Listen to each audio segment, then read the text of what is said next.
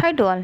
நம்மளோட பாரதி ராஜா பார்த்திங்கன்னா நல்லபடியாக குணமாகி வீடு திரும்பிட்டாரு. ஆனால் எப்படி பார்த்த ஒரு மனுஷனுக்கு இப்படி ஒரு நிலமை அப்படின்றது கொஞ்சம் கஷ்டமாக தான் இருக்குது. இருந்தாலும் நல்லபடியாக அவர் வீடு திரும்பிட்டாருன்ற ஒரு சந்தோஷம் போதும். இதை பற்றி நீங்கள் என்ன நினைக்கிறீங்க அப்படின்றத கமெண்ட் பண்ணுங்கள். நான் என்ன நினைக்கிறேன்றதை உங்கள்கிட்ட சொல்லாமல் வேறு யார்கிட்டங்க சொல்ல போகிறேன்.